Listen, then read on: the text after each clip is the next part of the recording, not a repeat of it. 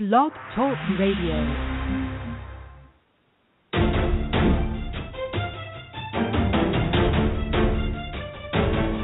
Are you curious of what may go bump in the night?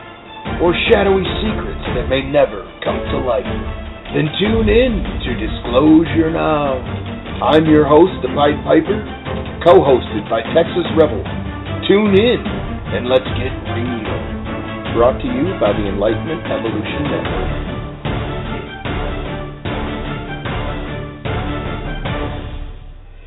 The opinions, commentary, and views that are expressed here at Disclosure Now, or the guest of the show, are not necessarily reflections of the view of the ENlightenment Evolution Network.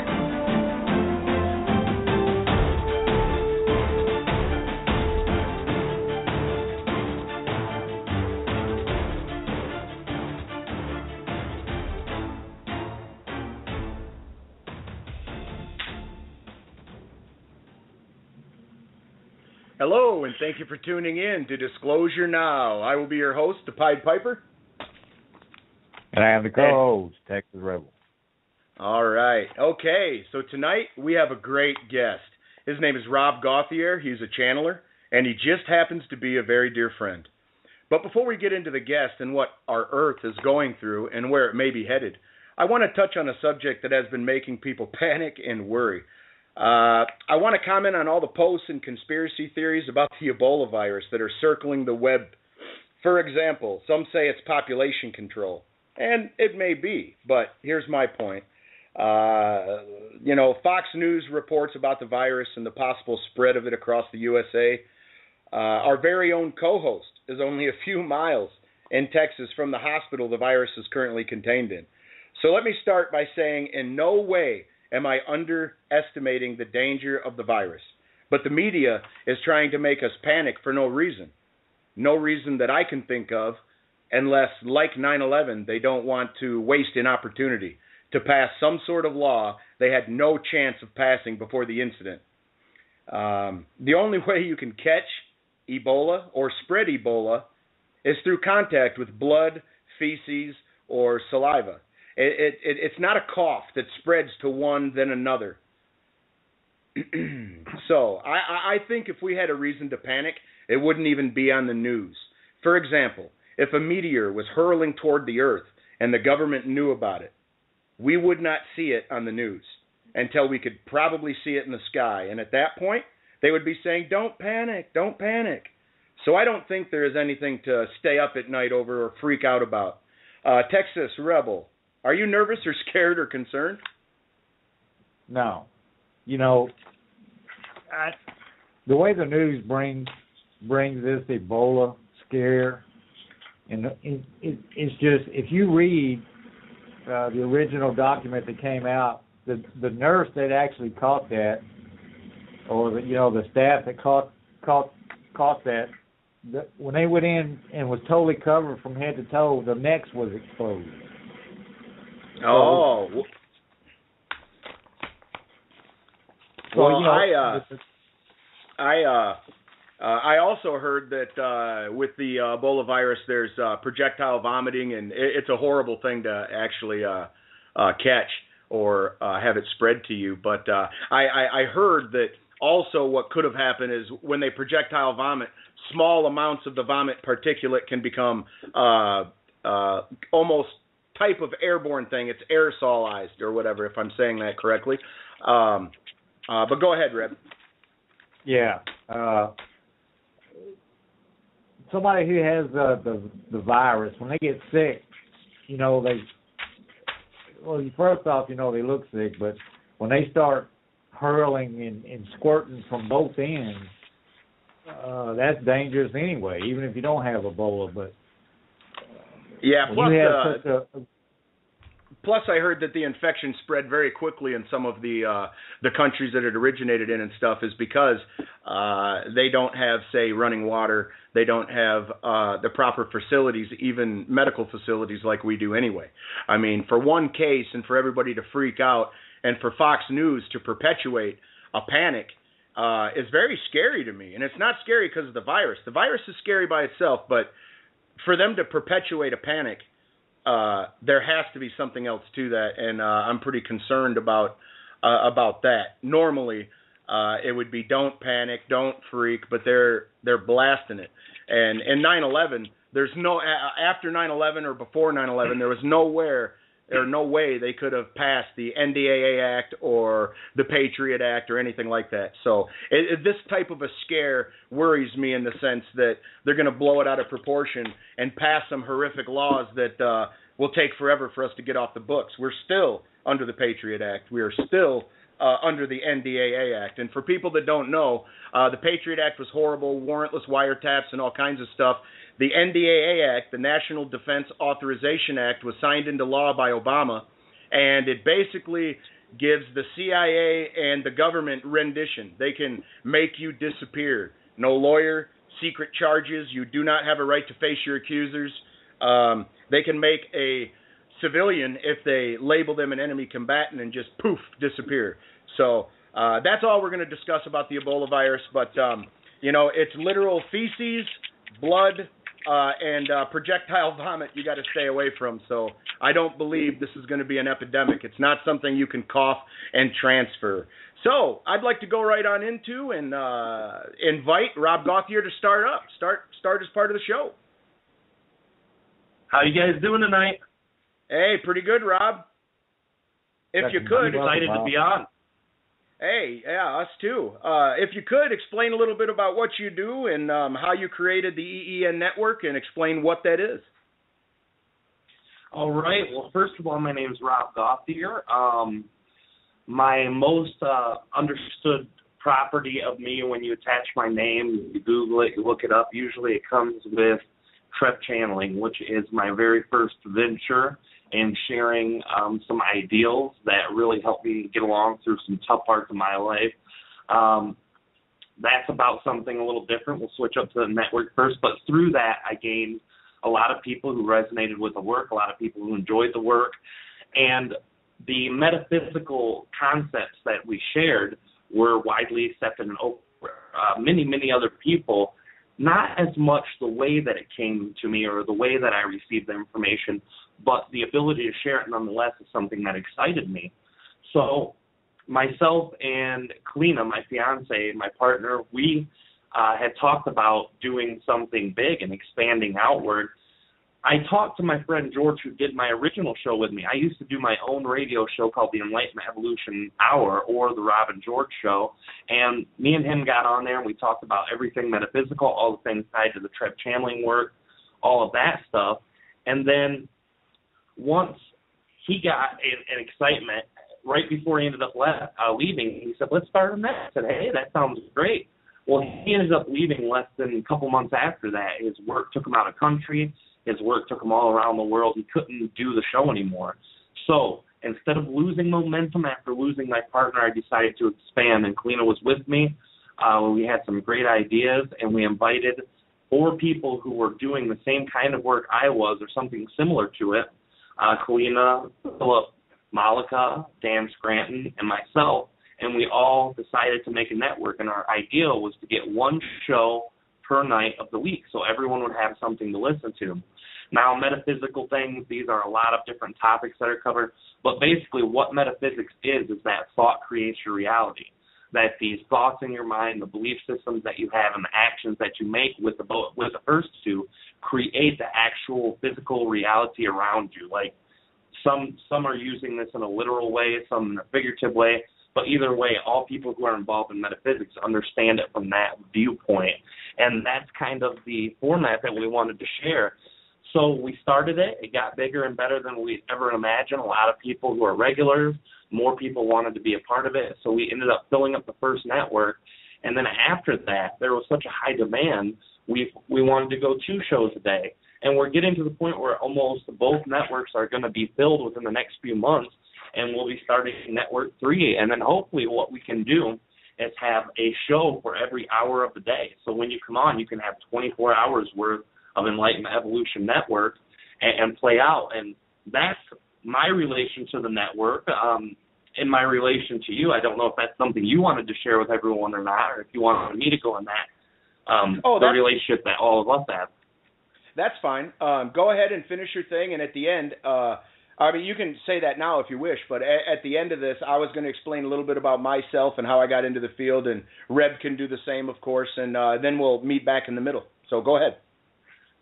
All right, it sounds good. Well, the way that let's go back then. If we're going to go through this format, let's go back. The very first thing, the thing that I'm most notarized for, or notably the thing that's most attached to me when my name's represented publicly, is Trev channeling. And what Trev channeling is that I myself am what is called a channeler. Now, this is something that is not very well accepted in the worldwide mainstream, but in the last 10 years has really gained momentum in the medical community. Now, what this is going into either a meditative state or an altered state of some sort and connecting the portions of your consciousness that are higher in perspective, that are more. Now, this in itself is a debate. Some people say portions of consciousness that you're connecting to are parts of your oversoul, which are different physical beings who are living physical realities. So it's like this physical being that somewhere else is projecting his thoughts into your physical body, and that the message gets shared in that format. Other people think that different parts of our psyche are giving a representation via name, via persona. A lot of people call it like an unaware alter ego. Now, I cannot say scientifically what it is. I know what my own beliefs are.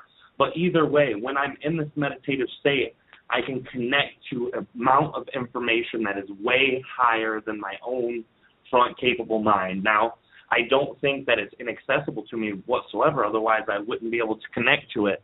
But with that being said, I know that when I'm in that meditative state, even if I wasn't doing this connection thing that people can perceive in whichever way they want, it basically comes back to the fact that knowledge that helps me, that applies for me in my life, and a lot of people who are resonating with it and tuning into it and listening to the videos and the radio and all these things are actually using the information that's being expressed, and they're changing their lives with it.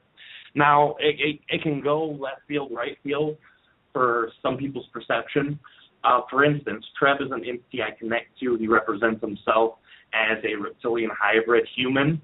And this is fine. This is great. I know my own beliefs and thoughts on it. I know my own feelings about it. But when someone else looks at it, they're thinking of it in one of two ways. They're thinking that either this is a real being that's connecting to Rob, or this is a part of Rob's subconscious or psyche that he had to manifest in order for him to deal with the fact that he understood all of this profound information without having to learn it, without having to go through school, and without having to study for years and years to understand these very profound thought processes. Now, either way, it doesn't really matter how others perceive it, but people are listening to it, and they're using that in their own life. I would always tell people who are skeptical, if you take away all the things that Trev talks about himself, if you take away all the things that Trev talks about his race, or about something that for him is something that we can't prove living here on Earth, like what's going on in the galaxy, different entities that might live out there. If you take away all that stuff and strip it down to the most bare essentials, then what he talks about is self-empowerment. What he talks about is a representation of you taking control back in your own life over your own thoughts, over your own emotions, over your own psychology, and over your own spiritual self. And all of this is just purely, it can't be really bad. And a lot of people perceive it as negative because of the way it's presented, because of the way they might think about, well, this guy is crazy. He thinks he's talking to aliens, or this guy's crazy, he's going in weird noises and if you take away everything that Trev says about himself and his race, you'll find the most pure form of being able to understand yourself. And that in itself is a powerful tool. That's what I want to share with people.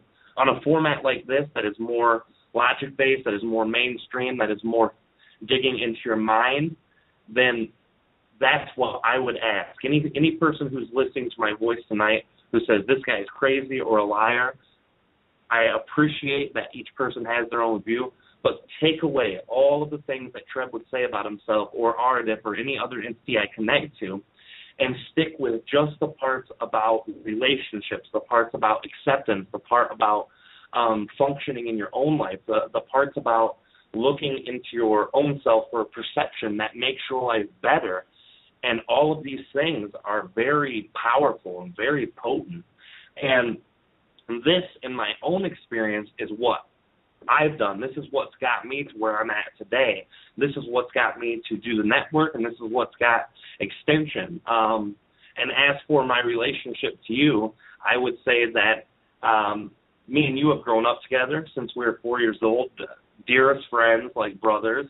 And probably about 5 or 6 years ago, we met Reb, Texas Rebel over here, who joined in through a social group that we were both a part of and joined up, and that's how I've got to know him. And all of us have had a very great friendship for that last 5 years. I'd say it could even be more than 5 years. Time flies when we're having fun, but that's Rob, that's what I do, and that's my connection to you guys. So thank you for letting me share that. Yeah, right on. Well, also I'd like to point out that a lot of people are very religious, and they see somebody that's doing channeling, and their first thought is, that is demonic. I've seen some people react that way before, but I would say if anybody tunes in to check out his channeling, take all the bells and whistles, throw them away, and just listen to the message. And if it speaks to you, then continue. You know, that's about what I can say about that. But for myself, I got into anything with high strangeness, meaning UFOs, anything paranormal, Bigfoot, stuff like that. When I was about 5 years old, and, you know, I can't say what I saw. I was 5. But I remember my mom was driving the car, and we went by this wooded area, and I was in the back seat playing with my toy cars in the very back window. And as we went past this wooded area, this furry creature, or you know, it could have been I mean, it stood up on 2 legs and it walked to the tree line. I don't know what it was doing, hunched over, but it was doing something with the ground or with its hands, and it stood up and it walked like a human into the thing. And I'm yelling at my mom, "There's a monkey! There's a monkey!" And she's like, "Oh, that's nice, sweetheart." So there was no investigating. There was no turnaround. There was no real reaction. Later on, I thought I experienced something again, but before I could even look, I ran. I'll be completely honest, I was scared.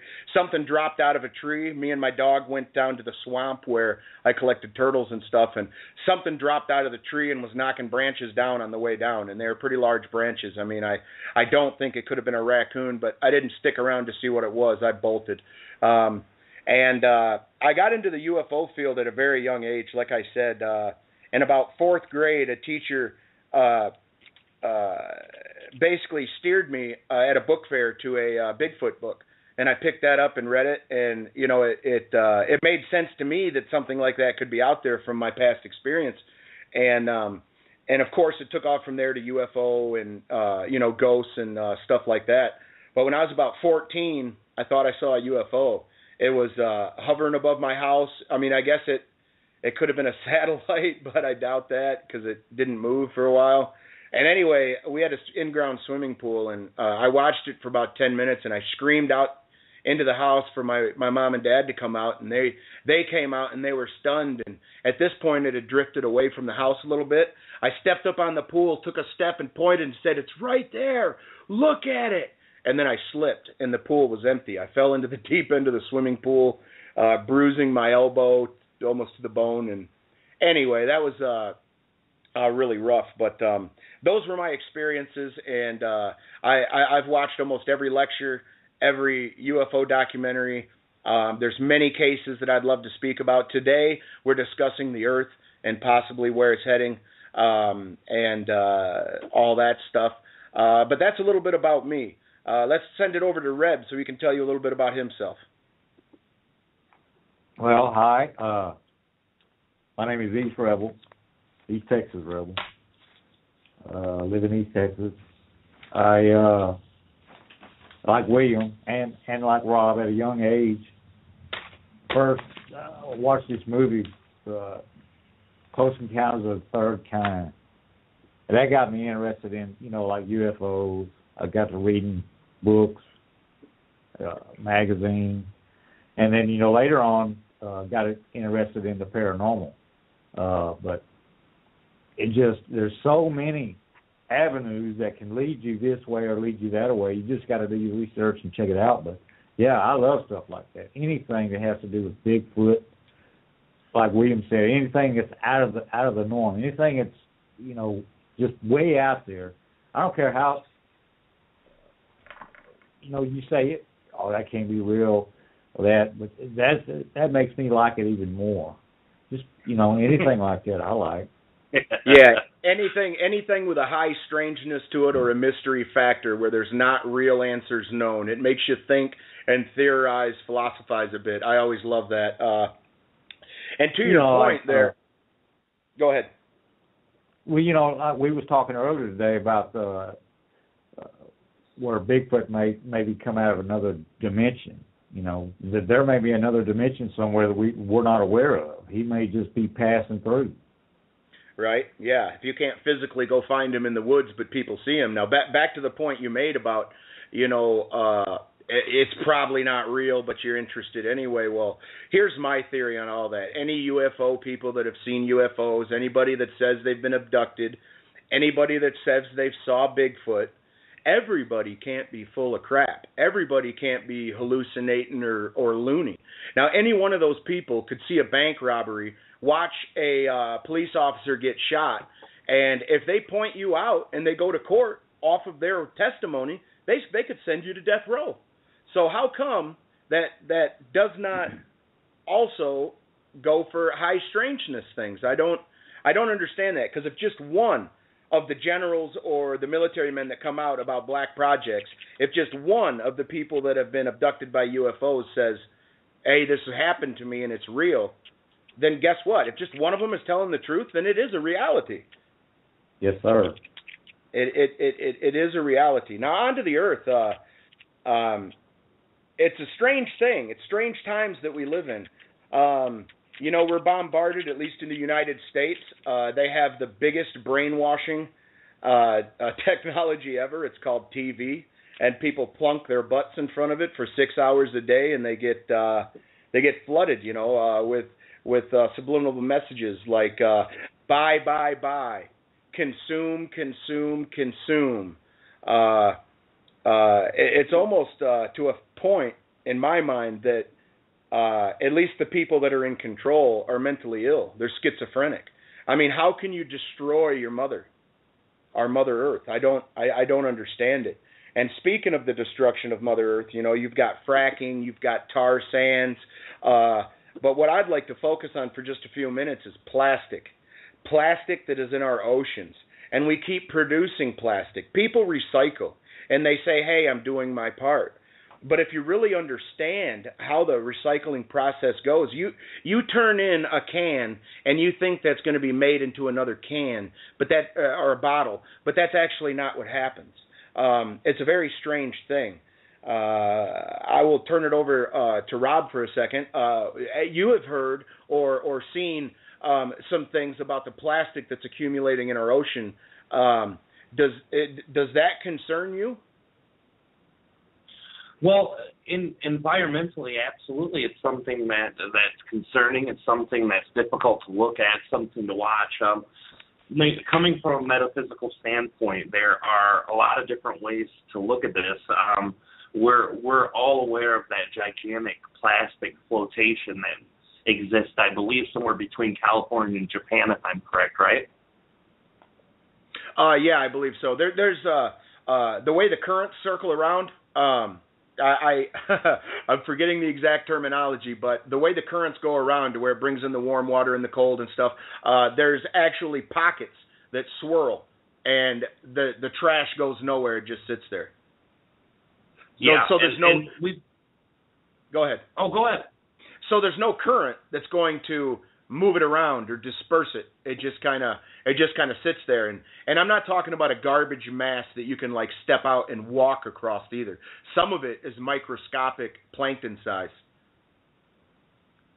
Yeah, and that's the disturbing part. It's that humanity has given such a release of their sense of relationship with the earth, of their sense of responsibility and duty to create a symbiotic relationship with the planet, that it's become very disturbing. To me, from a metaphysical standpoint, the belief system is everything that we see outside of us is a reflection of something that is within us. And this symbolically speaks on many levels, too. What could be inside of us all that creates this gigantic plastic garbage in the middle of the ocean, which is a very important part of our ecosystem of the world, very essential part to the things that we consider pure and beautiful. Well, what that is an emotional mess that's within most every human that you see. You look at women in society, they look at themselves negatively. They perceive themselves as having to be a certain way. Otherwise, they're emotionally distressed. They believe they're not good enough. Men are the same way. If they don't have a certain job, if they can't produce something or make something, they feel inadequate. We have people who are taking medication on such a high degree because they just can't stand sitting with themselves for that long. We go through these school systems where they teach you to take away original thought. They take away your ability to decide what's best for yourself, and they make you stand in a line and just listen to what we say. And it's actually a punishment-reward system in school systems. We're taught as children, hey, what is the answer to this question? And if you don't do the work in a math, you look at it right away. Hey, what's the answer? This is the answer. Well, how did you get to it? Well, I got to it this way. Wrong. Well, the answer's right. Well, the work's wrong. You have to do it the way we tell you to do it. Just that kind of mentality trains us to take our own natural, original thoughts out of the game. And once that happens on a collective scale, that turns into emotional garbage. When we grow up, we feel if we're not going with the flow of society, if we're not doing what's told, then we feel that we've got something wrong with us. And that's why people are taking medication. That's why people are taking illicit drugs. It's to kill that part of them that's in themselves that cannot stand themselves. And that is truly, for me, that's what that plastic represents. Obviously, it's a much larger picture than that. You have people who are legitimately and intentionally trying to make their cost go cheaper when it comes to dumping stuff off boats instead of putting it in landfills because it costs them money to do. All of these really horrible things that are happening there. And well, speaking of landfills, that's a horrible thing too. I mean, we have a large population on this earth, and if we don't take care of it, I mean, our Mother Earth, you know, it labored to give us these things for survival, and if we take them for granted and we destroy them, well, I mean, this is all we have. If our Mother Earth was a living being, and some people think it is, but if it was a living being, say a dog, that dog would have shooken us fleas off its back a long time ago because we're killing it. We're literally killing it. And, you know, just so my callers or so my audience can be clear on what you're saying, you're not saying some woman in Minnesota is upset with her life so plastic shows up in the ocean. That's not what you're saying, right? No, it's obvious. I mean, some people can interpret it that way. Not myself. People are intentionally doing that to save money. They're doing it because they don't care. But in a collective sense, in the way that everything bigger than us is symbolic of what's inside of us, that is a literal interpretation. Because the people of the world are sick and we have garbage inside of us and we want to shove that to the side where nobody could see it, that's what happens on the outside of us. That's what makes us act in a way that feels it's okay to throw all that junk off a boat. It's okay to drop off millions of pounds of plastic in the middle of the greatest natural resource we have. And symbolically, literally, figuratively, any way you look at it, the planet being sick inside of themselves is what's doing that on the outside. And that's why, you know, in the line of work I do, I always try to get people to see that garbage that's inside of them. So, you know, the people who are healthy and well, those are the people who are getting on boats and going over there trying to clean it right now. Those are people who are happy with their lives. That's a representation too, you know? Yeah, I can see that. Well, you guys are listening to Disclosure Now. If you guys would like to call in and join the discussion, if you have an insight in what we've been speaking about tonight so far, the number is 347-215-8586,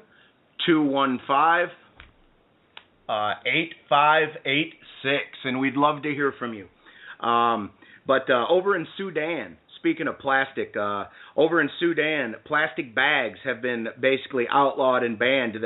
Like they're under high scrutiny on how to get rid of them. Basically, in Sudan, the state flower or country's flower is the plastic bag. I'd have to Google it to actually get the exact phrasing of it, but that's pretty sad. Yeah. California, actually, I just heard the news last week. California is doing the same thing. They have literally outlawed the use of plastic bags in grocery stores. The only way you can get your groceries out the door anymore is with paper. Yeah. Good well, idea. You know, we're constantly bombarding the earth to get fossil fuels out, and you know that will only last so long anyway. It's terrifying to think that over profit, over cutting a corner, you're gonna destroy the earth. I mean, the only way I can explain it is a mental illness or a conspiracy. You know, and on conspiracies, if people are listening in and, you know, people believe that conspiracies don't happen, people all over the United States are charged in small court, their county courthouse, with conspiratorial crimes all the time.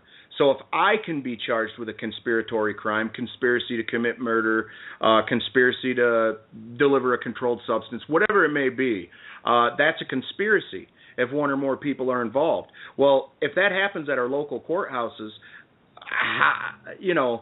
obviously it could happen on a larger scale. And I would say that the larger scales are more apt to happen, especially when you deal with cabals, cabals meaning the Trilateral Commission, the Bilderberger Group, the Illuminati, which there's a lot of stuff on them on the net.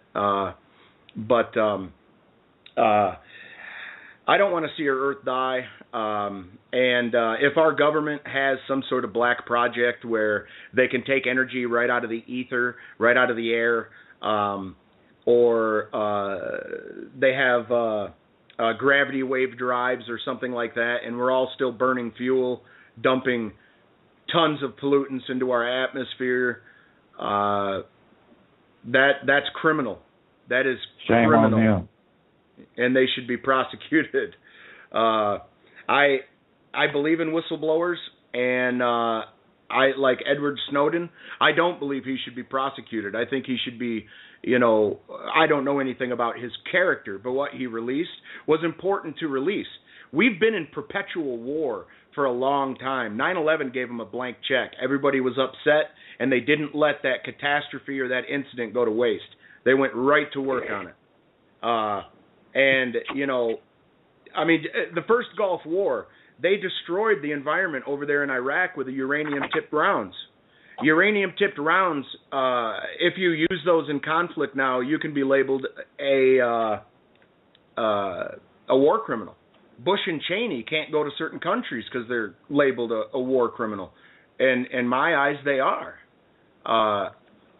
It's horrific, the things that are going on. But you have a much different outlook on this, Rob. Go ahead and share that with us. Well, absolutely. A lot of these things going on now. We look at things. Let's look at all together. Let's look at the idea of whistleblowing, things like that. This is an issue that's been going on for a long time. There's a lot of people who are in power, and that's something that's been very important. In the work that I've shared with people, what has been taught is that people aren't wrong. When they come to people and say, hey, there's an Illuminati, there are Bilderbergers, there are all these suppressive groups, there's not a dismissal or ignorance of them, and that's how most people understand the work that we do, is that, we'll just hide away all the bad stuff and it'll go away, and that's not it at all. what is being taught through the work that we do and the work that we share with the world is not to ignore these things, but to look at it in a metaphysical standpoint. The reason why we're being suppressed is because we believe that we can be, because in some point of our lives, as we did in children in schools, we look at people and saying, well, these guys know better than we do. We should just let them handle things. And by doing that, we've created a system that can be corrupted. When you just say, I don't want to deal with it, you make the decisions for me, you are leading a huge pathway to people who will step into those places who have the most negative outlooks, who have the most oppressive, like you said, almost a mental ill mindset. Now, when you're looking at these people who are in control, what this represents is within ourselves, we all feel pretty much out of control. We feel that we don't have power. We feel that we don't have a say in the world, and that's what manifests this group. Now, taking that as literally or figuratively as you want, there are ways to surpass that. A lot of people are saying, well, we can't suppress people who are suppressing us. We're too little. We could stand up and revolt. We can do all this. And that, that's true. That's one way to manifest that reality for yourself. That's one way to work into that level of consciousness and work into that level of reality that you want. But simply by understanding that these people can't control you if you don't allow them to, that is the key to freedom. That's the key to release oppression. Now, people say, how can we do that? They're poisoning our foods. They're poisoning our oceans. They're trying to kill children with baby food. Well, there's a lot of ways you can bypass that. People before European Americans came to United States of America lived off of their own crops, their own homegrown food, never used one pesticide, never used GMOs, never used any genetically modified seeds. They did all of this with just knowing how, and that is the problem. The world, in my opinion, has gotten lazy about taking care of their own things, and by doing that, they've outsourced this to the people who have the capability of having the biggest egos and the most dangerous to us. So how do you take your power back when someone's poisoning your food? Grow your own food. How do you take your power back of people who are trying to sales tax everything that you want? Make as many things as you want. You talked about the fossil fuel thing. That is huge. There are tons of people who are running on fully electric cars now. Electric cars were available in the 1960s or 70s. They built an entire electric car, drove it for 250,000 miles without one drop of gas. And because they didn't want people to have to rely on that, they ripped it apart, took away the blueprints. No one ever seen the light of day. We have people who are intelligent on this planet, people who can build electric cars, people who can grow anyone can grow their own food. You go into a library, you go on the internet, you can find how to grow your own organic food at home. You can go out and shoot your own deer. You can raise your own cows, pigs. You can circumvent all of this. Well, speaking on what you just said about some of that technology that may be hidden and stuff, you in your garage, and I didn't know this. I thought, hey man, if you come up with the best idea and you can market your product, it's great. You're gonna get rich, or you're gonna save the planet. Like, I could build a car that doesn't need any fuel, doesn't have a battery, nothing. But guess what? The government can come in under national security and steal your patent. They can come in, take your technology. You can go to Leavenworth, or maybe worse, if you talk and say they took my stuff, it just disappears. It goes to military applications. But go ahead. Yeah, no, you're absolutely right. And this is what I mean. Every sense of the chance they will have, they will try to take that from you. But that, again, is a feeling of being unempowered. When you take back your life, when you say, I have the means to change everything in my environment that I don't prefer, whether it's literally, figuratively, by your mind, by your physical body, or by your heart, everything else falls in place. We've seen people guest of other shows on this network, people who have lived in the wild, people who have lived off the grid, people who have grown their own food in the middle of New York City. So, I mean, literally, it doesn't matter who you are, what your mindset is, what your responsibilities in life are. You can still bypass the need to be suppressed and held down by these people. Are the Illuminati people scary? Sure, it represents a very scary thing. Are these people who are in the government scary? Well, they represent really scary things. But when you know in yourself that no one can control you unless you allow that control, that's where it gets bad. And I know that there are fights within that fight itself. Every time someone tries to stand up with something to share for the world, it looks like they get shot back down again, too. Again, this to me, and my perception, looks like a representation of the collective consciousness not accepting their own power, so we see it play out on a different field. Now, when you use that example about the woman in Minnesota who has issues and then the magic plastic bottle appearing in the river, yes, that is a very funny thought, but in a real sense of way, that does have a lot of power to it, because you're looking, what goes hand in hand with metaphysics is quantum physics. And what we have learned about quantum physics is that quantum physics is the most counterintuitive science available. What happens like in magic. the observer? Yeah, it is. The observer effect. 1930s, scientists found out that if you're looking at protons, which are a subparticle of the atomic structure, if you look and observe this, they find one destiny. They find one path. But when you stop observing that same proton, it will literally shoot out a spreaded pattern. And what this shows is that if your thoughts are not there to direct physical reality around you, the most basic portions of physical reality, that it will go to every probability available. So what I'm saying is, in this thing, one person looks at one particle, it makes one dot. When that person looks away and doesn't connect its consciousness to the same physical particle, then you have 15 to 30 dots. That means 15 or 30 probabilities just got played out all at once. So even though as silly as that sounds about the woman in the plastic bottle, there's truth to that, but not in that black and white of a way. Our thoughts do affect the physical things that happen around us, and events that we see, such as wars, such as the Illuminati suppression, such as all of these things that are so scary and horrible, are really being played out as a conscious concept of a fear, an adequacy, or something inside of us. So what is your explanation on how we can fix the planet, or how we can, we just sit back and things will work out, or we change our own mindset and things will perpetuate change? I don't understand. How can we actually facilitate change in the environment or the governmental structure to save the environment? That's different with each person. Some people have beliefs where they need to be heard and that their voice will create a change, and for those people that will happen. People who also say, I will take the power back in my own life by fixing my own food, by doing things like that, those are, people are going to experience that. You can't look at something and say, well, what is the truth for everyone? Because there is no such thing.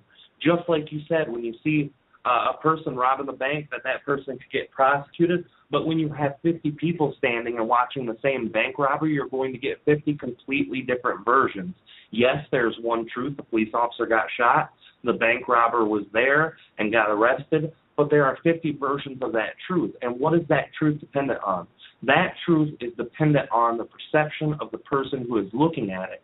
So each one of us has our truth. Each one of us has our own unique way to change that. Some people can do it with thoughts. I've seen people who say, you know what, I'm just going to quit worrying about finance, quit worrying about this, and they manifest situations for themselves that create the capability of not having to worry about money. And then you have people who believe that they need to be heard. They go out and join all of these protests, and their lives change. And then you have people who believe that they will never change a thing in their life, and bam, they never change a thing in their life. It is very dependent on your beliefs. It's dependent on how you act upon them, and it's dependent on the level or vibration of thought that you put into that. If you're always thinking things won't change, everything's going to just be bad and negative, that's the experience you're going to get. But when you have a neutral mindset or a positive mindset, those thoughts can create better versions of what you're trying to do. And I know that doesn't make sense to a lot of people. I know it sounds almost as counterintuitive as the quantum physics we're talking about, but I've seen things like this in my real experience too. You know, I want changes in my life. I think certain things are going a certain way. I adjust my thinking. And whether it is that my thoughts have changed the physical around me, or my perception has changed so the same situations feel different, to me, that doesn't really matter. My life's changed. Right. No, I understand that. Here's something else that threatens the entire globe. Here in the United States, you know, there's slight panic over the Ebola and stuff. I don't want to get back into that, but basically, we have chemical weapons stockpiles all over the United States. So anybody that's up at night worrying about Ebola and stuff, don't Google the horrible bioengineered stuff that is in our backyard. That is actually frightening. And speaking about the military stockpiles and stuff like that, Texas Rebel, he's been in the military. When you were getting ready to, well, why don't you tell us about your military stuff and then maybe end where you were in Desert Storm and the chemical weapons scare and they were going to give you stuff? Yeah, well, I served 6 years in the military, and it's an experience I don't think I would trade, but knowing what I know now, I don't think if I could go back, I don't think I would join. It was a good experience at first, but once you get in and you start getting a few responsibilities in the military, you find out real quick like it's done their way and what they say is it. And regardless of what you hear in the news media, usually that's wrong. If they say, you know, there's no stockpiles of mustard gas, well, you can guarantee that they have plenty of it, and they're not afraid to use it because they train you in it. Yeah, and there's a lot more scarier stuff than mustard gas, but go ahead. Yeah, I'm just using that for an example. And mustard gas will jack you up, buddy. But, you know, there's been friendly fire. There's been mustard gas dropped on, you know, friendly fire. There's been Agent Orange dropped on our own troops. It's been, you know, for example, Agent Orange was designed to kill foliage, you know, to wipe out the jungle so our troops wouldn't have to, you know, just struggle through that mess. And it killed and maimed and diseased a lot of people. Yeah, it destroyed the local environment and even causes birth defects till today. Yes, sir. Until today, that just goes to show you what chemicals can do to the human body's frail. It doesn't take a whole lot to throw the human body out of kilter. And stuff like man-made chemicals that's designed for, you know, killing, it does that very well.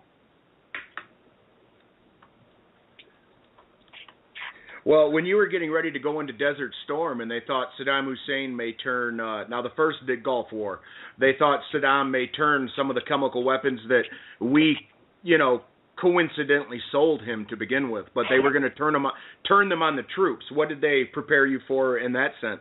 What did they try to do? They issued everybody is what they call the fourth level Montague. Is what it's called. And what that is you know, a face mask, gas mask, a full suit from head to toe. I'm talking gloves, boots. And what that is, that's designed to get you through most of the chemical agents. Now, there's some that, like there's a nerve agent that they have that gas mask won't do any good. But, yeah, before they was going to send us out, you know, to the desert, they said, everybody had to get one, and you have markers. You have guys that go ahead that detect. Say that mustard gas was detected. One of the squad leaders up front, you know, you got to bring your arms in like 3 times and holler, gas, gas, gas. When they say that, you got to put that mop level gear on. But if you don't do it within 60 seconds, you're dead. So you got to be real quick at it. But don't think the government ain't afraid to use chemical agents, because they are not. Yeah, did they try to inoculate you in any way for anything before you went over there? Because I heard what they did. Yeah, well, the first time they had a pill that the squad leaders, or your platoon sergeant, was to issue everybody, and everybody was supposed to take it. Well, when there wasn't a whole lot of people around, the supply sergeant said, he goes, I'm not taking it. And he goes, I'm not telling you not to take it, but I would advise you not to take it. Well, me and a few other guys, we didn't take it. And I'm glad I didn't take it, because now you've got guys that, they are messed up from all kinds of diseases. And it stems from whatever was in that pill, whatever medication they was giving us to take, it stemmed from that. And then the government lied about it for years. Yeah, they lied about it for years, absolutely. But I heard that the Gulf War illness could have been from some of those pills, or was from the uranium-tipped rounds, them being exposed to it, and them saying that there was nothing wrong with being around it, that it wasn't, stuff like that. Well, I'd like to remind everybody, real quick, Reb, I would like to remind everyone that you can call in if you'd like to join the discussion at 347-215-8586. We'd love to hear from you. Go ahead, Rib. Well, what I was going to say about those uranium rounds is that there was very, very few people high up in rank that knew about those rounds. Most of the guys on the ground, those were just normal rounds. And that didn't come out till way after the war. There was thousands, maybe possibly even millions of those rounds fired out in the desert. Yeah, well, I know that there are that they totally, to force Saddam back out of Kuwait and stuff, they fired a lot of uranium-tipped rounds, and it actually destroyed the environment there. There's children that are being born with defects in Iraq now. You can go online and Google that. I wouldn't recommend it to everybody. It's very disturbing. But they poisoned the environment, and that is criminal. Daddy Bush should be charged with that as well. We only have one planet. And exactly. it almost seems to me that maybe the people are in charge that just don't care, because maybe they have a way off of this rock.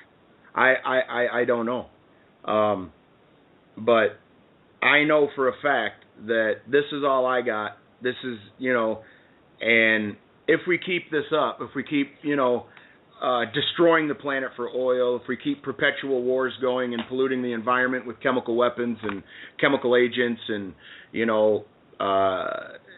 going to get even worse. I would love to have the same outlook as my friend Rob here does. I would really like to think that everything was going to be good, and that if we changed our thinking. But to me, there's too many people asleep, and it's almost like either directly or indirectly, there's a machine at work, and they're, maybe not coalescing together to do it, but there's a conceited effort to kill the earth. It's horrible. I mean, just the mindset of buy, consume, live above your means. You have to have a house. Boy, you need a job. Like, all these things are built into us as a civilization, and look at where it's getting us. We all have to definitely think differently about our world and our place in it. What would be your thoughts, Rob, since you come from a spiritual place, about overpopulation? Do you believe that can happen? Is that a worry for you, or is everything going to be okay in the end? Well, overpopulation really, to me, doesn't have a lot of meaning when I understand that the amount of things, just, the amount of food that Americans throw away is enough to feed the world. The amount of areas that are not farmed every year or that are farmed and are used for other things. But if they have enough resources. Say, if they want hydrogenated corn syrup and starchy sugars, and they could have it. They could gain some weight too. I love America. Go ahead. Well, and that's kind of what I mean. All of these things that are being built for fluff and that aren't really needed make way for corn, make way for non-genetic modified corn that can actually reseed itself every year. There's a lot of places in America people are just buying and sitting on it, or the government doesn't allow for sale. I live in a huge culture state, economic state with agriculture everywhere, and there are places here that could be farmed all the time, and there's a lot of state land where people say, we're going to get it just set in there. We're going to have trees there, and trees are good. Don't get me wrong. I have nothing against trees. A great resource in itself. But there are tons of places that aren't being farmed. There are tons of farmers who want to farm that can't farm enough. We could feed the world. Rice is a very easy, cheap resource. The problem is when we don't have communication between governments, there's always something to fight or argue about. There's no way to feed these people in the countries where starvation really is happening. Over in Africa, you have children dying every day from starvation. Well, that's just showing us just the food that we throw away every day here in America, that consuming thing that you talked about, where people are just wasting what they don't have, all those things. The world can be felt. So overpopulation really doesn't resonate with me. That's not really going to fix anything. What's going to fix the whole situation is to have a complete one world type communication where everyone stops being petty about religious beliefs. Right now, religious beliefs is responsible for most of the wars from, let's say 500 AD on up. Once we put aside the color of our skin, the differences between how we think, and just live in an environment that says, hey, your thoughts are different than mine, but that's okay. You can have your own thoughts. You can have your own reality. I'll have mine. That would bring people together, and that's what we need, a world that's unified. We need a collective human race instead of a bunch of governments, a bunch of countries, and a bunch of different races and religions all fighting with each other. I don't think population's a big deal at all. We're going to be much more populated in 100 years. Okay, so let me ask you this. Would you be for a one world government, or are you saying everybody should just, if we get to that point where there's no racism, there's nothing like that, there's no religious racism or religious extremism, then there wouldn't need to have a one world government? That I don't think governments are trustworthy because, again, you're giving away your power in order for someone to fill that specific niche of energy that you're providing, which is like, hey, I can't do this myself, you take care of it, which, again, gives away your power. It brings in a place of energy where someone who is suppressive and dominant can actually step in and take advantage of that. So what we need is the people to all be able to just share it. Like,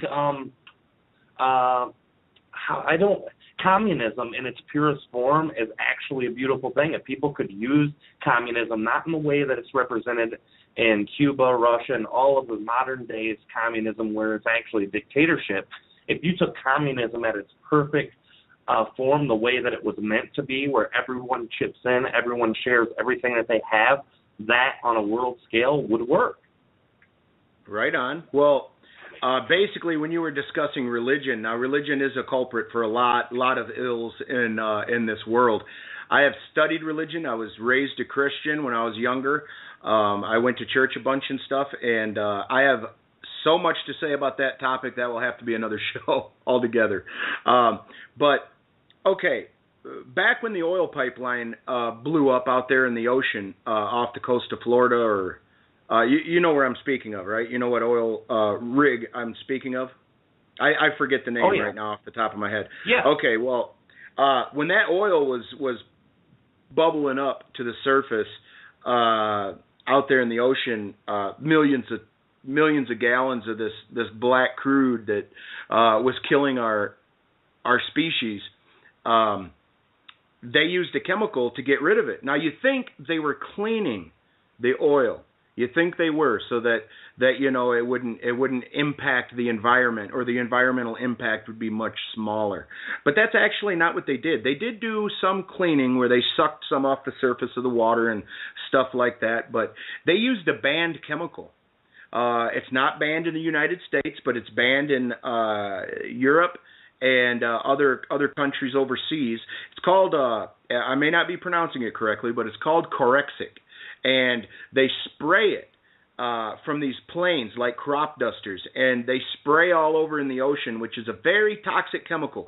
You're talking causing cancer, causing all kinds of ill will to your body and marine life, and just the whole ecosphere there. But what it did to the oil is it didn't make it disappear. It didn't clean it. It made it clump and sink. So if you can't see it, I guess it's not happening to them folks. And they used a chemical that was absolutely banned. That's criminal. It's hard to see the light at the end of the tunnel when these big companies can completely take a big dump on our earth and they have to pay a fine. Well, that fine is nothing compared to their bottom line. They can keep doing it, and all they can expect is a fine. It's like the Wall Street bankers that screwed our country, and they get to walk. If I go steal $100, I'm going to prison, or I'm going to county jail for 2 years. It's absolutely criminal. But that Corexic was so bad. People that live on the coast and the fishermen and stuff, they find mutated fish, they find dead animals.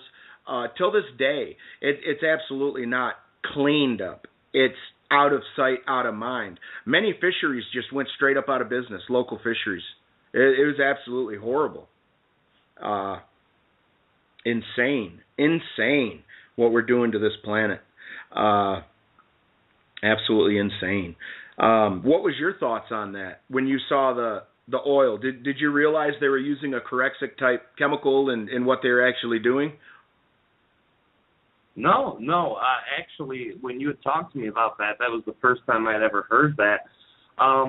That is the way of a lot of people. They had a lot of people leaning on them and were saying, hey, listen, what is going on? You guys need to do something to fix this. So, of course, it's that's corporations, and that's why at this time, if we want a better world, those big corporate places like that, those are not friendly to us. They are trying to make maximum profit, and they will off the work of people's back. They'll outsource it to children who are getting paid nothing, whose parents, collect the money. All these horrible, horrible things that happen to people, and it's because these corporate people are greedy and rich. And this is why I was saying that type of society where communism, where everyone shares off an equal basis, would be so powerful. And right now, it's difficult to say that is anywhere in near sight, but taking steps to that is by using your power of voice, by using whatever power it is, whatever belief system you have, to try to make it heard. What you said is that this world's too far asleep, and that's what's dangerous, because people are just so numb to everything. And you're absolutely right. People who are sleeping will, in my opinion, they'll be woken up as they need to be. Each person needs to have an experience in their life, but by using this format to share from your heart, to try to wake people up to see what's going on around so they can fix it externally, internally, whatever it takes, that's really the key here. The key is letting people understand what's going on, but also presenting solutions. Now, for me, the oil spill, I have no regulated background on understanding the science behind that, anything. So for me, I have no suggestions on that specifically, but it's a rough thing. Just by letting people understand that and know that brings a specific responsibility onto the companies who are doing this. And, you know, people are saying BP did this, BP did that. BP now, we find out, is using these chemicals that are legal and that are harmful. Well, if people quit buying BP gas, it wouldn't be a problem anymore. You know what I mean? They would not exist. And that's the way people have to do. If you want to take action outside of yourself first, so then you can have the right kind of energy around you to make the actions on the inside that are proper to change your life, do that. That's a huge, huge thing. Most people can't change what's inside of them until they see something on the outside that either pisses them off bad enough to make the change inside or outside, or that makes them aware enough about what's going on to actually make that external change then to reflect on the inside. So both of these things are very, very important to look at. The things that we don't like in our world, step forward to change them. It's that easy. Yeah.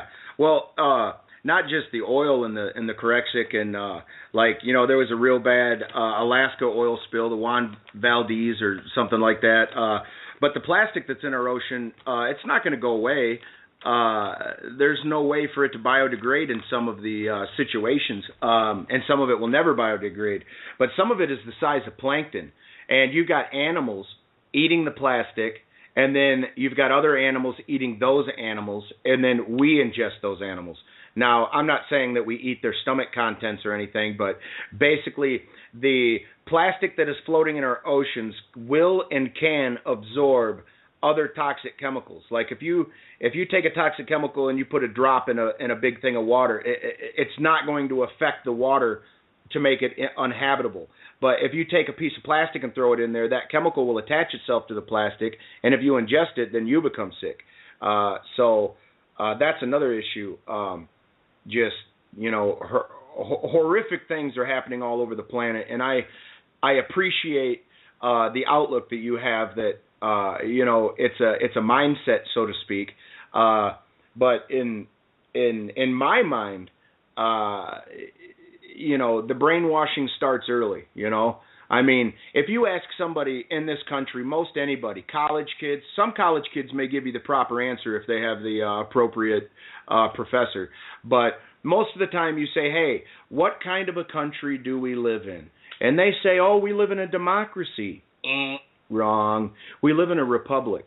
Ben Franklin said, democracy is two wolves discussing with a sheep what's for dinner. And a republic is a well-armed sheep joining the discussion. You know, and the Pledge of Allegiance to the Republic. I mean, it's fact. We, you know, and our democracy is failing as well. You know, we would like to affect change in this country, but our government doesn't listen to us. It's supposed to be for, by, and for the people, and it's not. Our government sold its soul to big business, and basically corporations run our country. I don't believe our presidents have any real power. Unless they're all bought and paid for, they actually have true thoughts on how to fix things, and they get to the head office there, and somebody sits them down and politely explains, what was your plans? No, I don't think so. Yeah, what's right. the one? Yes, right. What's the one thing you'd like to get done? Well, we may allow you to do that, but the rest of the time you're going to march to our beat of our drum. It's like the president of the United States is a figurehead, and that's it. Because, you know, if I was the president, or if I was the president and I couldn't affect change, I mean, I would probably be assassinated. I'd try to become a benevolent dictator for about 4 years, change stuff, forcibly change it, and then give it back to its people to start over again. But it's hard to, you know, even if we wake people up, I think most of what we say fall on deaf ears. I've been political for a long time. I wanted to stop the Iraq War. I wanted to do a whole bunch of things. I reached out. I live in North Dakota. I reached out to my congressmen, my senators, and every time, now, not that I'm a somebody, okay, that they need to take my phone call, but every time, I've called hundreds of times. Each time you get their receptionist, and they will not discuss with you their view, the person that is the head of the office, what their view is, how they look at this, and they won't tell you either way. And then about 3 months from then, after the thing has been voted on and everything, the bill or whatever it is that you're calling in about, you'll start to receive letters in the mail. And it's a blanket letter. It's not even a statement. It's just a blanket letter saying, hey, we respect the fact you reached out to us and we respect your opinion. But it never says what they agree and what they disagree with. It's very mind-boggling, you know. I think that Capitol Hill is toxic. Our politics are toxic. I don't believe we live in a true democracy anymore. The last presidential run where Mitt Romney and Barack Obama were staged to duke it out, there was a few debates, and everybody was excluded from the debates but them. And when I say everybody, I mean there was literally like 6 people running for president that was on the ballot in every state. Not just a few states, but every state. There was a few people running. They were not allowed to debate. One of them got arrested at a debate. They weren't going to cause a scene. They wanted to be there, and they arrested them. That's not democracy, folks. If I tell you you can choose who you want, but here's 2 people and this is who you get to choose, that's not a choice. You're being forced. I mean, like my father, who is very colorful, he says that, you know, every time he hears the president speak or something bad that happens, he goes, well, there we go. We're bent over that barrel again. And when people talked about Mitt Romney and the differences between him and Obama, I said, hey, if they're giving us the choice, and it's the only choice they're going to allow us to make, who cares? You're still being bent over that barrel. Who cares what the color tie the guy's wearing behind you? Like you're still in a bad position. Yes, sir. You know, we got to do something very bad. And if anybody out there that's listening would like to comment or call in and join the discussion, the number is 347-215-8586.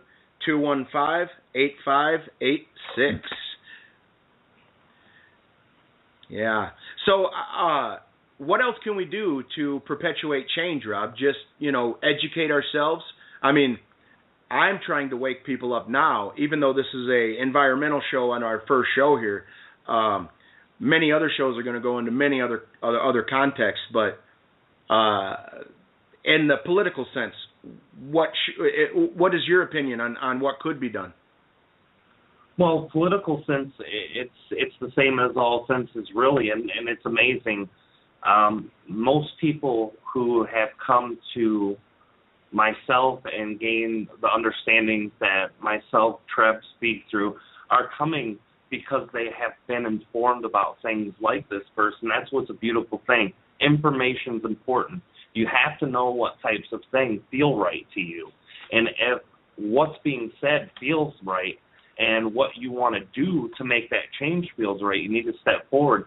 In a political sense, this for me is a thing that I don't know if we can change it in one generation, if it'll take more than that. My idea is this: when your kids are growing up, you teach them from the youngest age that what they're learning in school might not necessarily be true.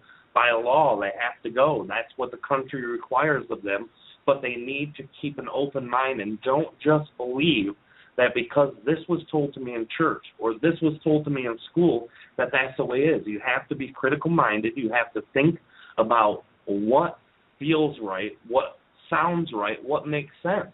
And there's a lot of discernment that goes on through that. Now, after that happens, we're already seeing things. You're looking at Ron Paul, Rand Paul, politicians who are in there who, to our eyes and our appearance, do not appear to be corruptible. They want to take lobbyism out of the government, that's right there. That's the first ticket of change to bring back United States government to the way it used to be, is by removing the ability for people to bribe them to make votes on what they want to do. Well, in that sense, it's going to just get worse since they did the Citizens United ruling. But go ahead. Well, okay, so we educate the children. The people who are in government right now, you make them accountable. If you go to voting day and you don't think it'll make a difference and you just don't vote, you'll never know. Go vote. If you can't find a politician you want, then raise your voice. Step out there If you have to go to these parks where you go, what do they call those, where you go out, demonstrations, then go to those. Whatever it is you feel, stay with your cause. So many people are like, I support this cause, but I can't give time or money to it because of this, because I have to work, because I have this, I have that. If you're really, truly passionate about something, follow that passion. If your passion is changing the world, quit your job and go change the world. I mean, I understand you got to pay bills, you got to do this. You know what? Step outside of your normal thinking and step into your excitement. If your excitement is to change the world, you should be knocking on every person's door. If you feel that you can't survive without that job to pay your paycheck and to feed your children or whatever it is, then keep the job, and on your extra minutes, instead of going to the movies or sitting down watching TV, take away the time of things that you're using to numb yourself from the pain of the job and use that on your excitement. People don't understand how powerful they are. There's been many times where the government has planned to do something or was going to do something, and the whole country stood up as one and said, no, not cool, not going to happen. And even though they try to find a way to jimmy it in later down the road, they'll put it on the back burner. So it keeps you from having bad legislation passed. When you stand up and say no, that can help. And people don't think it does, but it does. The 9/11 thing with all those bad laws you told, those were thrown in because people panicked. And people became afraid. And just like Ben Franklin says, when you let fear decide to give away your power, you don't deserve any, you don't have any. That's the truth. I don't know what the exact thing he said was, but it's something to the nature of that, and that is true. Don't let the fear of what could happen prevent you from acting on your excitements in each moment. That's the key. Well, that sounded beautiful. I wish people would wake up and things could change. But back to you for a second, Reb. How do you feel? How do you feel about all that? About the government and trying to affect change? Well, as much as I would like to believe like Rob, and I do to some point, or I get maybe it's wishful thinking, the few experiences I've had with the government hadn't been real good. Most people I know, same thing. The government, to me, is just one thing I will say. I believe that we the people need to be governed. But the way the government's run nowadays, it's governed, all about not money. Controlled. Yeah, governed, not controlled. Governed, not controlled. But people join or become politicians because they know it's going to be a lifetime paycheck. You know, right. The minute I dislike our government's actions and almost a ton of what they do, but I do love our servicemen because most of them are out there trying to fight the good fight. They wouldn't have joined the military if they didn't have, when we're young, like I said, the brainwashing starts early, all the way back to the Pledge of Allegiance. I mean, I was taught in school that the only reason we were involved in war was because we were trying to save people. We were trying to stop bad things from happening. But the more I grew up and the more that I investigated these things myself, wars are started on lies. And exactly. We go in and yes, and we go in and slaughter people. We're not there to save. We're not there to, in the Middle East right now, how can you, basically it's a war of thoughts because it's religious extremism. How can you fight a thought with a gun or a drone? Yes, ISIL cutting off people's heads and stuff, that is despicable. That is absolutely horrible. But I don't know. What gives us the right to project our thoughts and feelings on that part of the globe? I don't understand. I don't agree with it. But I do love our troops. They're there collecting a paycheck, trying to feed their families, and trying to, and they have no change, or they can't affect any change. Like you were saying earlier, it's follow orders, huh? Yeah. Well, most troops, like you said, when they join, it's because they love our country. They're there because they want to protect and they want to serve the country that they love. Now, a lot of them, including myself, you know, you're real disappointed once you get into the politics of the military. You're let down. Your hopes are so high when you first join. You know, they break you down, they build you back up, man, and when you feel so good, you're gonna do something. And then when you find out that they'll allow you to do something, but one hand is tied behind your back. Which what I'm saying is, if you're strong enough to make a change with one arm tied behind your back, then do it.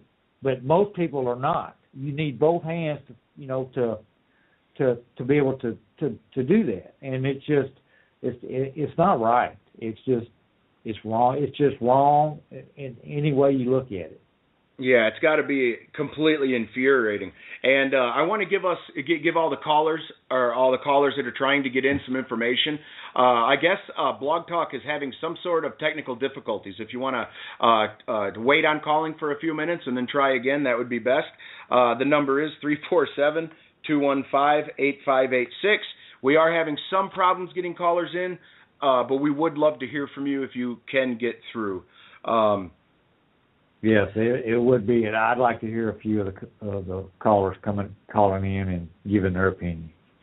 Yeah, I sure would. It's one of those things that it's not, you know, this. I have a song I'm going to play at the end of the show. It's by Neil Young, and he gives complete explicit rights to use it in any way, shape, or form, and I'm going to play it.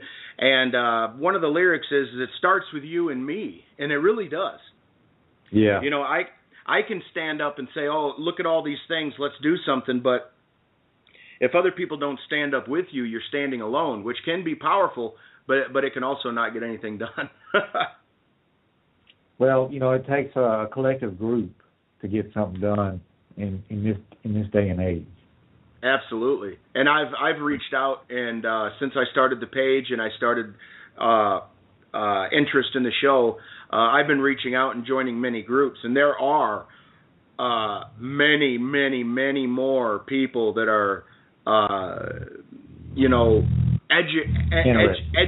interested and educated on things that I was just shocked. I thought, you know, most people were asleep at the wheel, but the more groups I join and the more posts I read, the more wonderful the experience gets. I mean, a lot of people are waking up to the fact, and that's something maybe you can comment on, Rob. Now, either it's evolution, or you're getting enlightened, or you're just waking up to the fact that something smells in Denmark. Because if you don't, you know, I feel sorry for some of those people that say, hey, I don't see it on the 6 o'clock news or the 8 o'clock news, so it must not be happening. The news is entertainment, people. They're not there to educate you or to give you the facts, scary, indifferent, or good. They don't want to give it to you. There's no more Walter Cronkites. It is all entertainment now. The media's bought and paid for. You know, you have to go outside of the box for some of your facts. Like breaking the set is a real good one, and stuff like that. But as people are waking up, would you like to comment on that, Rob? I know that's something that you get into pretty good. Well, absolutely. In my way of thought, that's exactly what's happening to the entire collective consciousness. Now, in my beliefs, I believe that all of us are intimately connected, and I go back to quantum physics that backs this theory up, that shows physically and scientifically in a lab provable that when one person goes through a pain, that there can be an empathetic nature by the person next to them, whether they're aware of it or not. The problem is we've all shut our sensory mechanisms to empathy off because we have so much emotional garbage inside. They've showed a test in 1993. Dr. Emoto had a specific scientific test where he looked at the study of water and frozen water crystals, and what he would do is write things on the outside of the container and then freeze these water and look at the crystals under a microscope. He found that just words, the intent of a word alone, changed the physical property of the water inside of this glass. So when you're looking at this water molecule, you see in words that say love, peace, caring, you see all of these beautifully symmetrical crystals that are perfectly formed. They're all done in a laboratory, all frozen in the same way, at the same rate, same temperature. And then you go to words like hate, kill, destroy, and you see all of these really nasty crystal formations that are not symmetrical, that are jagged, that are rough and horrible. This is showing us that the intent alone is changing physical properties. Now, on a bigger level than that, the collective consciousness connected to oneness.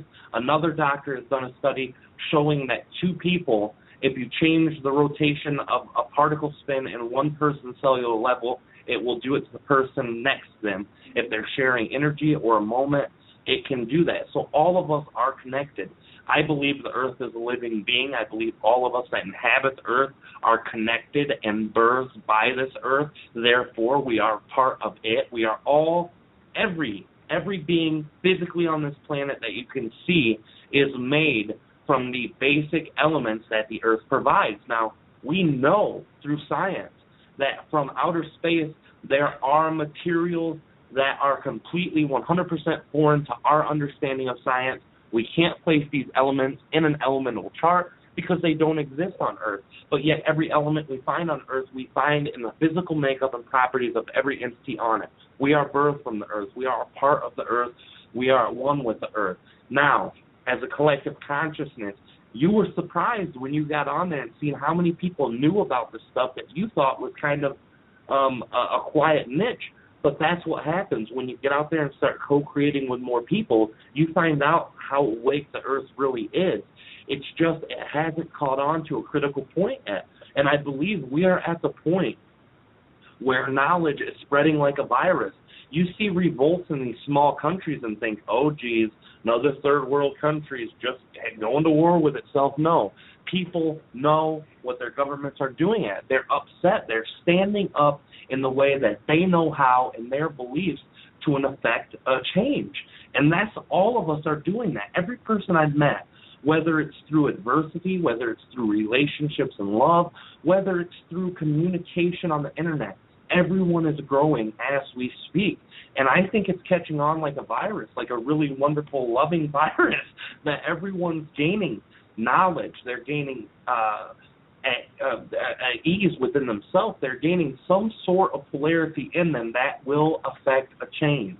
And right now, the collective consciousness is changing every moment. Each one of us are growing. And I think it really is spreading around like that beautiful plague.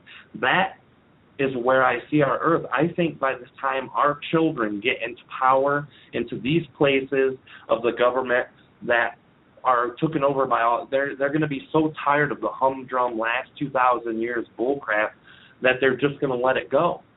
Someone had told me, I think that the youth of today are insane. I look at these kids who are the same age we were when we were raising hell, being just completely horrible kids. And I see these kids being caring of each other. I see them on the news and through stories of people where these kids are being compassionate to children with special needs, where they're helping the poor family in the neighborhood who just lost their house. These kids are compassionate, and it's being built in them at a young age. I don't know if that's a part of everyone's thought trying to create a reality, or if people are just getting tired of our old system. But in my feeling, in my sight, we are changing. It's slow and it's treacherous and it feels bad for some of us, but that's where the mindset change comes in. If you can change your mindset and see all of the awakening that's happening with person to person on different levels, you'll see it. When you go to the work that I do and the people who are involved in that, it's a much smaller community than the community that you're getting yourself into right now. This community is huge. Conspiracies, UFO, all of these things where people are pretty knowledgeable about. In my community, 99% of everyone who's in that community now came from a place where they looked at conspiracies because first they had to learn that their power was gone. First they had to come to the awakening fact that they felt powerless before they could decide on a route to take their power back. Some do that through religion, but we've seen what can happen with that. If people take religion to that point where it becomes an obsession and a dogmatic nature, then it doesn't achieve anything. If you take a person who is full-fledged Christianity and they are Christ-like at the base principles of Christian teaching of what Christ taught, they are probably some of the nicest and best people you've ever met. And this is what needs to happen. People need to quit worrying about their differences. They need to see the greatness of the things that they're gaining into to gain expansion. If you want to be a Christian, take the loving part out of Christianity and apply it to your life. If you want to be a Hindu, then take the parts of Hinduism that expand you as a person and grow. Same with Muslim, anything. There's a bunch of stuff available, and you can find it without religion. You can find it by doing what feels right in your heart and doing to other people how you would want them to interact with you. In one way, Jesus had the ultimate teaching: do unto others as you would have them do unto you. And if everyone lived with that as a mantra in their heart, as the song of their life, we would not be in the place we are today. And I think this is catching on. Well, I have to agree with you there. But I would like to reiterate the fact that we would love to hear from the callers. We are having technical difficulties. It's a shame. We really want to hear from you. That's why we're doing the show. The number's 347-215-8586. I sure would like to hear from somebody by the end of the show, but this may not be a possibility. But on the religious thing, even Christianity, and I know this isn't what you were saying, but no matter what religion it is, there is a extremist element that can be taken to the 10th degree and made bad, even Jesus' teachings. But most people don't dwell on those things, or they take all the good and subtract some of the bad. Does that fit at all with what you were saying, Rob? Yeah, absolutely. It's like anything. You get people who are excited about politics, and it can be one of two things. It can either be a really great thing that enhances their life, that gets them to meet people of like-mindedness, or they can only take the negative things out of it, strum those across every minute of their life, and just become miserable. Instead of looking at all the things that are going wrong in your life, when you start to look at all the things that are going right, it puts it into perspective. That's really what changed my life, is learning how to take my thought process to change it to that of a positive polarity and be able to use that in my daily life, where when something bad happens, a lot of people say, well, people are just mean and rude and horrible, and that's what it is. And, okay, that's great. But when this guy walks past me and calls me a stupid hillbilly or a big fat, D-bag, whatever the names are that they're throwing around, there's a realization within me, and I know what it is. This person is miserable in their life. If they weren't miserable, they would have no reason to try to project it onto other people, and I don't feel anger at them. I feel sorrow for it, and it's not even a sorrow, because I understand that's a part of the process, too. To be happy, you have to find sadness. To find sadness, happiness, you have to feel all of it. But I feel compassionate for him. I don't feel sorry for the guy. I don't feel mad at him. It's an understanding that when people are hurt, they hurt other people. And, again, it's going on a mass scale. Yeah. Well, I can understand the political thing. As an example, when Ron Paul was trying to become the GOP leader and take Mitt Romney, or overcome Mitt Romney and run against Obama, I reached out to the Republican base because I wanted to help. I liked Ron Paul. I liked his ideals. If things are so rough in this country, stop spending our money overseas, bring our troops home, use that money we're not spending overseas to put to work to rebuild bridges and roads and, protect us here at home, which are all wonderful things. But once Mitt Romney became the GOP candidate to run against Obama, I was absolutely done. I don't know how many phone calls I got that was, oh, you want to help Mitt this? Do you want to donate your time? And no, I didn't. I wasn't a Republican. I'm not a Democrat. I call them Democrats and Republicans. I think that we should keep gangs out of politics. Red and blue, those are gang colors.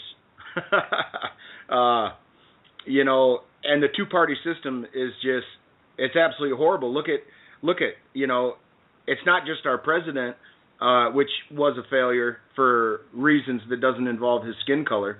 A lot of people dislike our president for that reason. I'm not one of them. I disagree with many of his things, like signing the NDAA Act into law, the National Defense Authorization Act. If nobody knows what I'm speaking of, go Google it. It is the scariest piece of legislature I have seen in a long time. Have you Googled, or do you know what's all in the National Defense Authorization Act, Reb? No, I've read a little bit about it. There's so much that no, I don't. Right on. Well, some of it you almost need a lawyer to read through some of it, and tell you what it actually means. But it was pretty scary. It was pretty scary. But anyway, I had to keep telling these Republicans to quit calling me. I wanted Ron Paul. That's the man I wanted. He wasn't available. People make their votes a secret. I threw mine away, so to speak, if you believe your votes count at all. And I voted for Gary Johnson because by good conscience I couldn't vote for Mitt Romney or Barack Obama. Neither would have done anything for the environment to save the earth, I don't believe. I don't think either one of their policies, I think, would have been exactly the same. We'd be in the same boat we are today. It didn't matter who won. It comes back to the thing I said earlier that, I believe that the people that are in charge and that make policy they have to be mentally ill, or I don't know any other way around it besides they go to bed thinking they did a good thing, and that's what they believe, and that's the way they get by. But it ain't good. Perpetual war, bombing other countries. Just think of this for just a second. We're not at war with Russia. We didn't want them going into Ukraine and whatnot, but that's not our affair because we wouldn't be over there to save people anyway. But let's say that Russia was flying drones over Alaskan airspace, and they were saying that they were killing terrorists, and they bombed one house and killed just 3 Americans. 3 American deaths would cause us to go to war with Russia overnight. But yet exactly, yes, sir. But we can impose our will and our force in Afghanistan, Iraq, Pakistan, and we're killing civilians. And our government gets away with it by saying, "Oh, there's suspected combatants."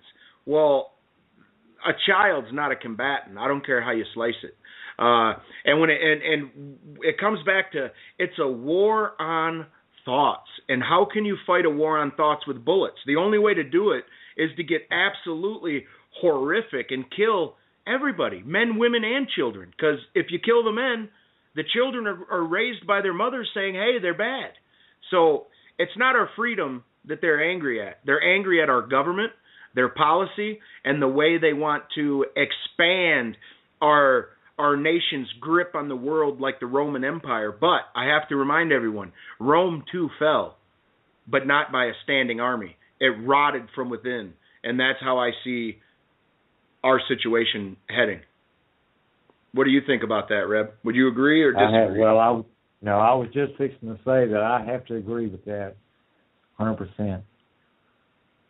I know you wouldn't agree with that, Rob. I know you have a much lighter outlook on things, but this is the world this is the world I see around me, and I could put my blinders on and think happy thoughts, but it isn't going to change much. If all of us changed our thinking, yes, that would bring in major change and major revelations for the planet. But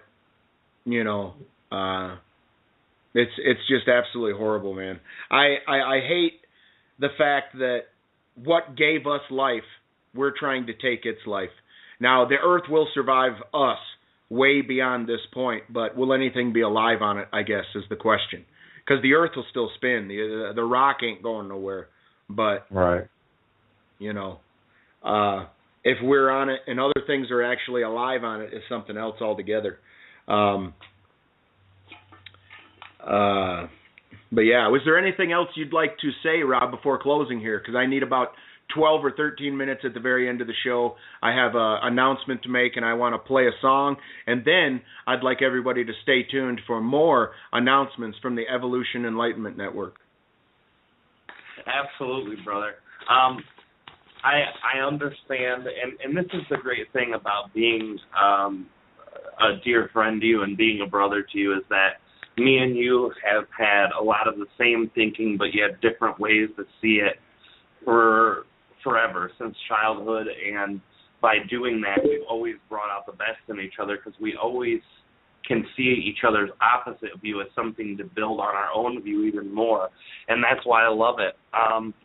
Honestly, I think that the illnesses of man have to do with one individual at a time, and each individual changes one fraction of a whole. And you're right, it has to hit critical mass. It has to be contagious. It has to step up to where everyone changes that thought process before anything can change. But what's the best way to do that? If enough Americans, if enough people in the world stood up and said, listen, I'm not going to buy this food that I believe is poisoned or genetically modified or having chemicals in it. If I'm going to just change the things in my life that I can, and not because it's hard to do, but because you can do it with work and effort, and we are going to bypass our need to rely on you, then they would have to change. It's either that, or they go broke, or they go out of business, or they have no power. So the change comes from within. You change your thinking, you bypass anything you think that overpowers you, change that part of your life where you don't have to be suppressed and held down. If you can do that, if you can change your perspective, if you act on your excitements to change the things in the physical plane around you, then it can affect the change. If you're mad about pollution, if you're mad about landfills, if you're mad about the plastic in the middle of the ocean, quit your job, take a boat over there and start picking it up. It takes people to step outside of their comfort zone, outside of their day-to-day labors that say, I must have a job between this time and this time, to be able to affect a change. The people who brought our country into fruition stepped out of their own country, left family behind, left all of their riches behind for a larger version. And that's the thing that people can't do now. They refuse to take action on their excitement.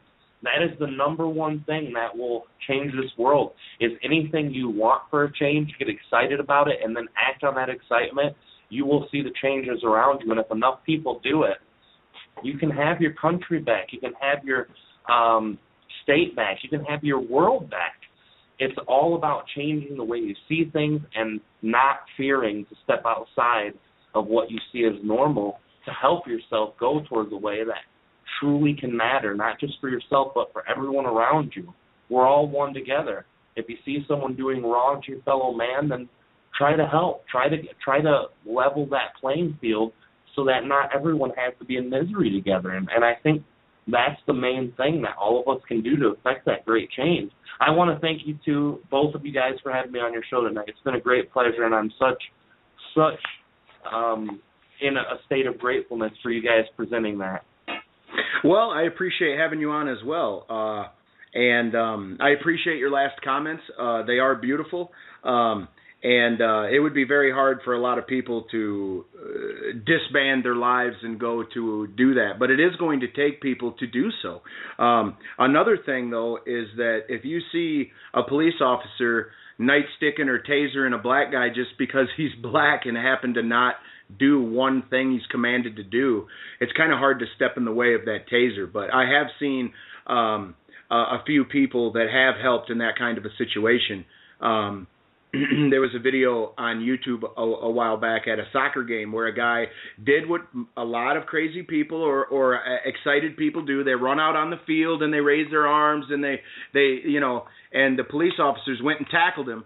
And instead of getting him off the field immediately, they started nightsticking him, and then they started kneeing him, and all the crowd got outraged. First, it was the soccer players themselves, but everybody got enraged, and they rushed the field.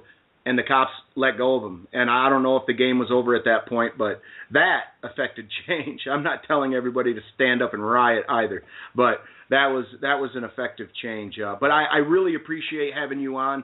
I definitely appreciate the alternate view. And all I can say is I truly hope you're right, brother.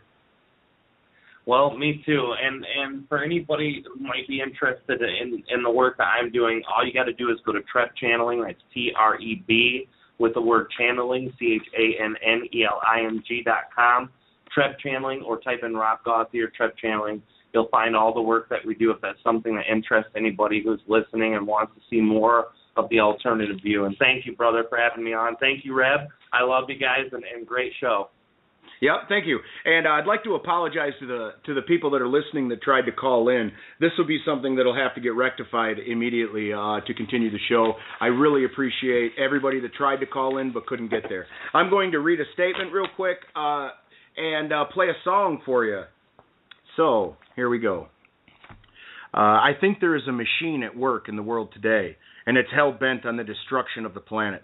It is an organized effort and unorganized, working together knowingly and unknowingly to destroy the Mother Earth. The machine runs, and it runs smoother than it ever has before. There's no time to waste.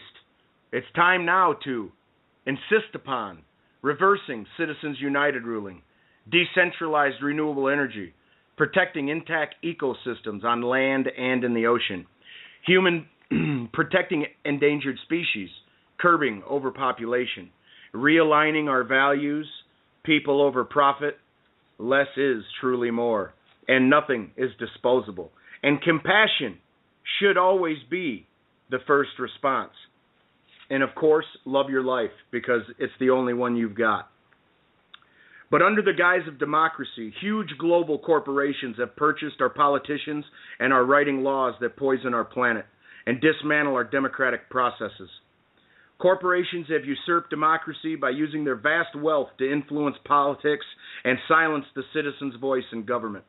All natural living systems are in a rapid decline, pushing the human race ever closer to extinction. Despite enacted environmental protections, global corporations have recklessly abused the four natural resources that we rely on for life: air, soil, water, as an open sewer for their toxic waste with blatant disregard for humankind.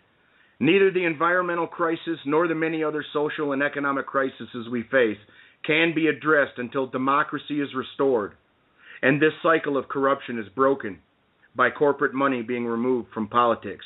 Disclosure Now will focus on what can and is being done by conscious, critical-minded citizens and movements and businesses to reverse the ecological destruction and take back democracy now.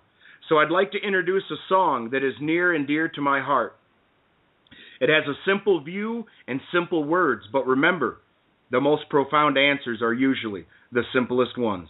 Here is a single, Who Is Gonna Stand Up, from Neil Young. His upcoming album, Storytone, will be available November 4th. Thank you for tuning in. I am the Pied Piper. And our co-host was Texas Rebel. You've been listening to Disclosure Now. Please stay tuned after the song to hear other fabulous announcements from the Evolution Enlightenment Network. Here we go.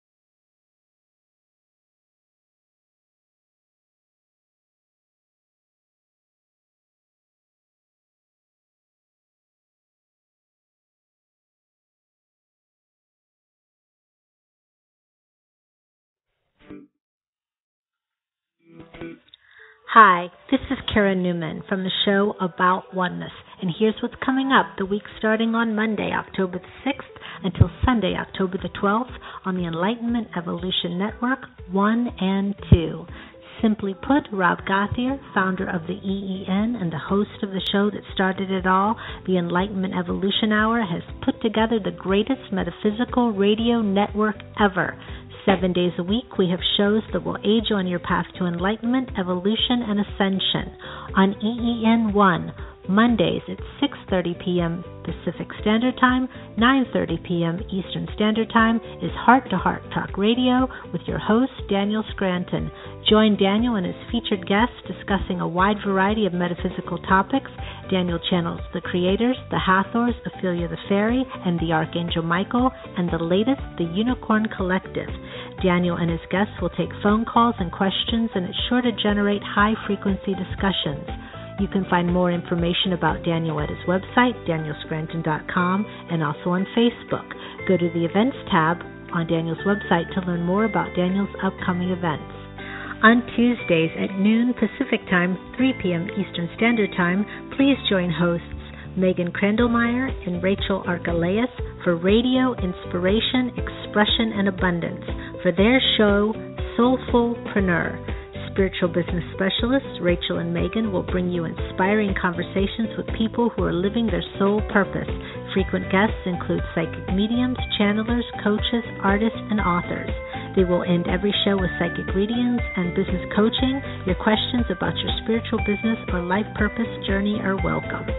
On Wednesdays at 9 p.m. Eastern Standard Time, 6 p.m. Pacific, the show that started it all, the Enlightenment Evolution Hour with your host, Rob Gauthier. Rob channels Treb on the first Wednesday of each month. He will take all callers' questions, and on the third Wednesday, they will have special guests such as channelers, authors, and other metaphysical teachers. The other 2 Wednesdays are freestyle call-in shows to discuss whatever callers have on their minds. Tune in to Rob on Wednesday nights, and you can also find him at TrebChanneling.com and on Facebook on the Enlightenment Evolution Network group page. Rob has 2 special announcements. Every Sunday at 9 p.m. Eastern Standard Time, 6 p.m. Pacific, starting on September 14th, TrebChanneling.com hosts the hour-long meditation class. Please go to TrebChanneling.com to register. Another project near and dear to Rob's heart is the much-anticipated sequel to the groundbreaking film Tuning In, called Tuning In Now. The movie will feature channelers such as Daryl Anka and Brashar, Lee Carroll and Cryon, and our very own Rob Gauthier and Treb. Tuning In Now will explore the amazing work of today's top channels and how they are helping to awaken the consciousness of the planet. The film is in the fundraising stages at the moment, and with a contribution for as little as $15 all the way up to $50, you can help make sure that this film is made. Please go to Indiegogo.com and type in the search Tuning In Now 2 to make a contribution. That's Indie, INDIOGOGO.com. On Thursday nights, 9 p.m. Eastern Standard Time, 6 p.m. Pacific, join host Philip Malika with the Consciousness Evolution Hour. Join Philip and his special guests and co-hosts as they discuss the shift, ascension, timelines, and metaphysical concepts and the fifth dimension. Find Philip at the Consciousness Evolution 2.0 group page and on Facebook and also on YouTube. Friday, The Earth Experience with Kalina Angel, 9 p.m. Eastern Standard Time, 6 p.m. Pacific. The Earth Experience explores our soul's expansion through our human experiences on Earth. Kalina will help you navigate and expand through the exciting confusions that we are manifesting as new 5D beings. On Saturday, Odyssey of Ascension with your host, Roxanne Swainhart. Join the one and only Roxanne Swainhart at 11 a.m. Eastern Standard Time, 8 a.m. Pacific for 2 hours of knock your socks off Ascension downloads. Be open, be ready, and just be with her while she answers your questions about Ascension, extraterrestrial, soul purpose, energy activation, and all things Ascension. Roxy is a channeler and Ascension guide extraordinaire in these extraordinary times. Living in San Antonio, Roxy received an awakening experience and promptly exploded onto the metaphysical scene, posting videos, blogging, doing live group channeling, and changing the lives of all she encounters. She channels the entities of Osiphus, the Hathor guides, the Sani guides, and the collective Oversoul Fire, just to name a few. Come join her for an unforgettable couple of hours on your personal path to enlightenment.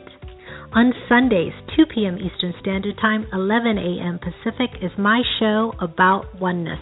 About Oneness is a weekly radio program focused on celebrating the ongoing conscious awakening of our planet and our realization of oneness. I am an American, originally from Charleston, South Carolina, now living in Europe, The Hague, the Netherlands. I am an integrated channel, medium, Reiki master, and metaphysical teacher. I have a varied and diverse background, including that of being a singer, dancer, writer, as well as working in the sport, nutrition, and fitness world. As a channel, I bring forward the information of my non-physical guides called Theos, whose message is always that of oneness and unconditional love. This show for me is about integrating all of my experiences and following my highest excitement, which is tapping into truth and learning more about my place in the universe. You can learn more about me on my website, aboutoneness.com. My guest on Sunday, October 12th, will be Roberta Grimes, author of the book The Fun of Dying, What Really Comes Next. Roberta had an experience of light when she was 8 years old that started her on what became an all-consuming hobby. She spent the next half-century researching the afterlife in an effort to better understand her experience. On the Enlightenment Evolution Network 2, on Tuesday, join host Victoria Vives at 9 p.m. Eastern Standard Time, 6 p.m. Pacific, hosting Earth Sky People Radio, your bridge between heaven and earth. Subjects will include planet Earth, becoming part of the intergalactic society, star seeds and extraterrestrial life, living in oneness with one another, with Mother Earth, and with life beyond Earth, the Interstellar Alliance, also known as the Galactic Federation of Light, music, frequency, and sound healing, question and answer interviews, shamanism, ancestral wisdom, and the Star Nations, self-sustainable and regenerative living, and much, much more. On the 7th of October, Victoria will interview Sasha Stone from the New Earth Nation, Changing the Current Paradigm. You can start submitting questions on victoriavives.com. All the details about the show and about the network can be found on victoriavives.com/radio. And you may think that that is all, but there are several new shows coming to the EEN Network too. Coming soon is The Resonance Intention, hosted by Neil and Sol Gar. The Resonance Intention is a show dedicated to all things frequency and vibration. They will showcase conscious musicians who infuse frequency into their music and have set out to uplift and raise the vibration of humanity through their music. They will have in-depth conversations with various artists and about their passions, purpose, and personal journey that led them to where they are now. Additionally, they will routinely have guests on the topics of free energy technology and other quantum modalities, technologies that are soon coming into existence. The Resonance Intention is a platform for artists, musicians, and inventors to increase awareness about their personal approach in order to contribute to the paradigm shift that we are currently within.